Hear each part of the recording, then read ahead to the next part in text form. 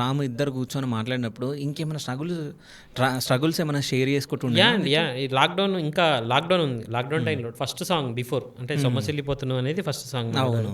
దాని బిఫోరు తను లాక్డౌన్లో ఉన్నప్పుడు ముందే పూర్ ఫ్యామిలీ, వాళ్ళకి అసలు అంతేం లేదు, అసలు తినడానికి కూడా తిండి లేని టైం అది. ఆ టైంలో తను ఏం చేశాడంటే వాళ్ళ ఫ్యామిలీ పడుతున్న స్ట్రగ్లింగ్ చూడలేక ఒక చిన్న బండి అద్దెకు కూరగాయల బండి అంటారు చూసిన, ఆ కూరగాయల బండి రెంట్కి తీసుకొని వచ్చి అక్కడ ఉన్న కూరగాయలు కొన్ని తెంచుకొని అవన్నీ కూరగాయలు వేసుకొని ఆ ఊరంతా తిరిగి అమ్ముకొని కొన్ని పైసలు తీసుకొచ్చేవాడు ఇంటికి. ఓకే. వాళ్ళ ఇంట్లో వాళ్ళ ఇద్దరు అన్నలు ఉన్నారు, వాళ్ళ అమ్ముంది, వాళ్ళ నాన్న ఉన్నారు. కానీ ఎవరికి ఏం తోచిన పరిస్థితుల్లో మనోడు ఇది అమ్మైనా సరే ఒక ₹2 సంపాదించి ఫ్యామిలీకి ఫుడ్ పెట్టాలనే ఆలోచించుకొని ఇంట్లో అందరికంటే చిన్నవాడైనా అందరికంటే పెద్దరికంగా ఆలోచించి మెచ్యూరిటీగా తీసుకొని వచ్చి ఆ రోజు ఇంట్లో అందరికీ ఆ రోజు కడుపు నింపిండు లాక్డౌన్ టైంలో.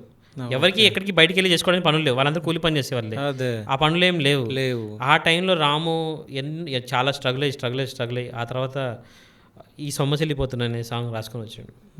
అంత పేదరికంలో నుంచి వచ్చిన కుటుంబం రాముది. బట్ ఈరోజు వాళ్ళు మంచిగా ఉన్నారు ఈ పాట రాము వల్ల. రాముకి మంచి పేరు తీసుకురావడం వల్ల వాళ్ళ ఫ్యామిలీకి చుట్టుపక్కల ఉన్న వాళ్ళందరూ వచ్చి ఇంతమంది రెస్పెక్ట్ ఇవ్వని వాళ్ళందరూ వచ్చి ఈరోజు మీ కొడుకు రాము రాథోడు, మీ తమ్ముడు రాము రాథోడు అని అనడం వాళ్ళందరికీ కడుపు నిండిపోయింది ఆ మాటలతోటే. ఈరోజు మంచి పొజిషన్లో ఉన్నారు, బాగుంది.